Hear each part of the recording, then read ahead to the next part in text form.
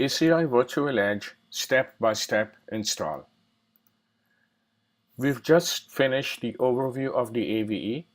Now we are going to move on to the second part of section 1, which is actually installing the plugin on vCenter. Before we can install the vCenter plugin for ACI, we need to get a CentOS VM ready with the requirements so this can be done. To install a vCenter plugin, we would need a web server. Generally, customers would have a web server where they could actually put the plugin and then go to vCenter and install that plugin. We are going to assume that this is a POC and the customer cannot give us a web server from where to install the plugin.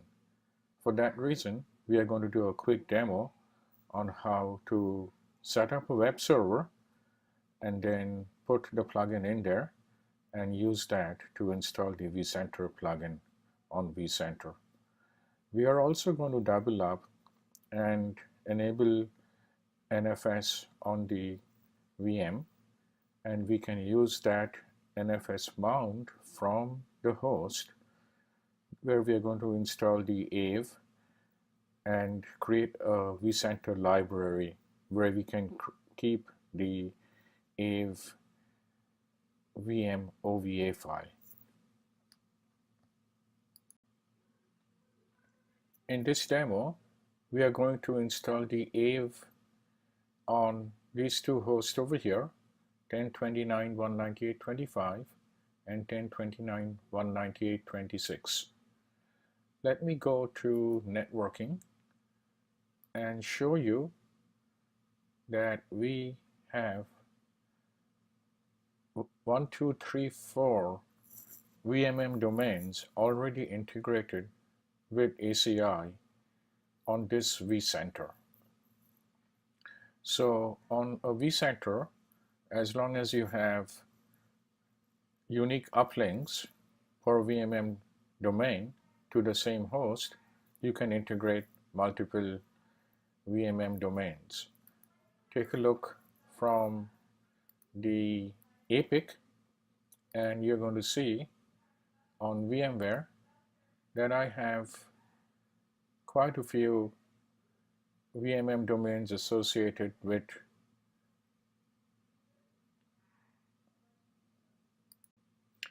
If you pay closer attention, you will realize that on vCenter and on APIC that I'm showing over here, there are only 2 VMM domains on this vCenter which correspond to the VMM domains on the APIC.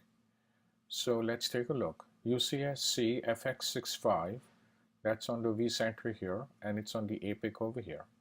And UCS Part2 65 is on vCenter here and APIC here. And then the rest of the VMM domains that you see over here don't show up on this vCenter. Why? The reason being that these other vCenters, these other VMM domains defined in APIC go to other vCenters. They are associated with different vCenters. So if I jump on those vCenters, you would have seen those DVS switches pushed down by APIC over there.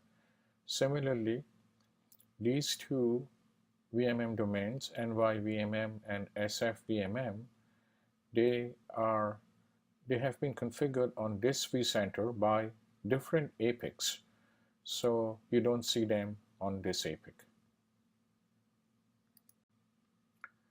So here you have the topology. If you compare these two ESXIs, 198.25 and 198.26, you see them on vCenter over here.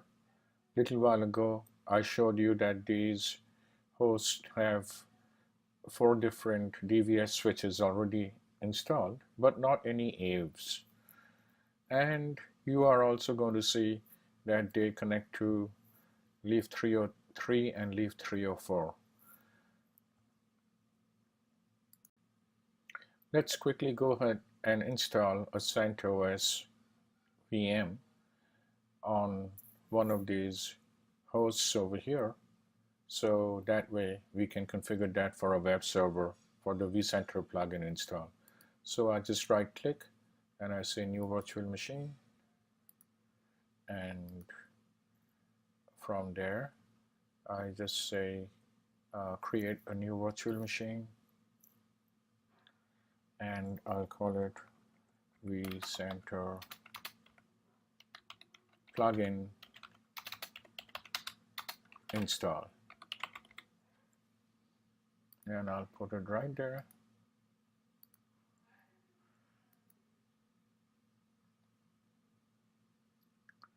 And next, and I'm going to put it on the local drive.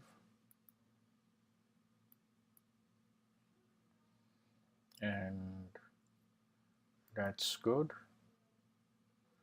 Over here I will choose Linux, and then over here I will choose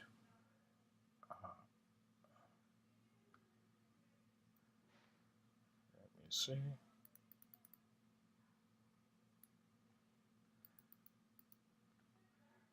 I'll choose CentOS 4.5 or later, 64-bit. I hit next, and I'll give it 4 gigs of memory,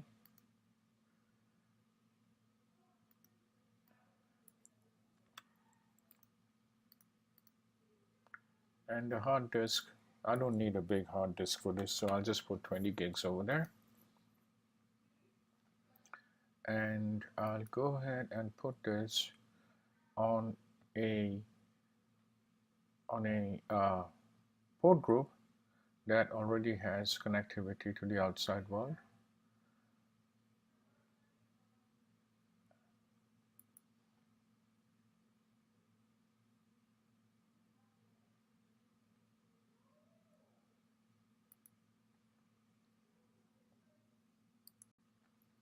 For the network, I'm going to choose a network that has access to the outside world. In this particular case, I will go to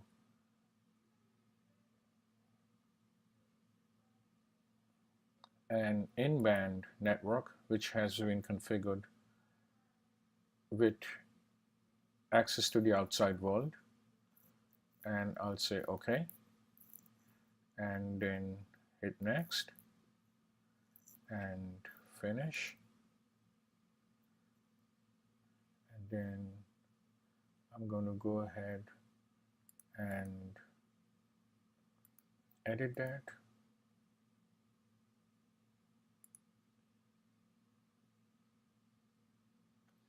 And I'm going to go ahead and install a CD drive from a data store ISO file. And over here, there is a OpenFiler NFS mount, which has the ISO files. And I use the CentOS 7 image, and I say OK, and let me say connected power on, and also let's go to the VM options, and let's make sure that the next time it boots, it comes up on BIOS so I can force it to boot from the CD.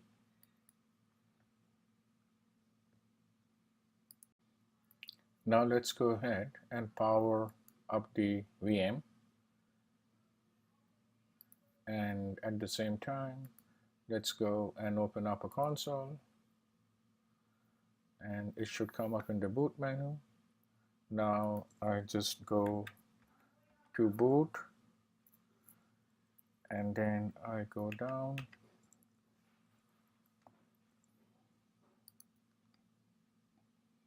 and I bring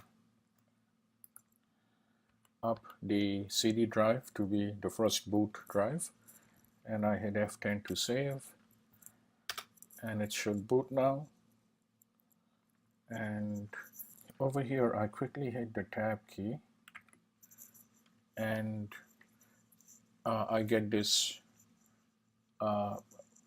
menu over here, the initial boot variables. And over here what I want to do is I want to go ahead and put some configuration in there. That way the network, the NICs are going to be named Ethernet 0 and Ethernet 1 instead of that strange big number that they have by default. So to do that, I'm going to say net.if names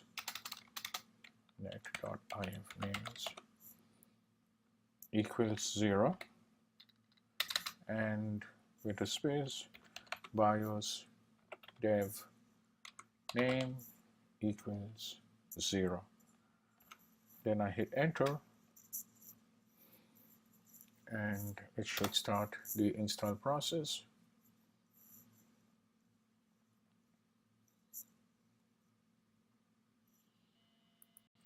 Installing the CentOS VM is almost done. Let's move on to the next section and finish up the install, do some yum updates, and then do the Python upgrade that's required. Last minute addition. Due to people asking for this, we have included section 3. In section 3, we are going to demonstrate microsegmentation with AVE for both VXLAN-based EPG and VLAN-based EPG. Now, please move on to the next module of this training.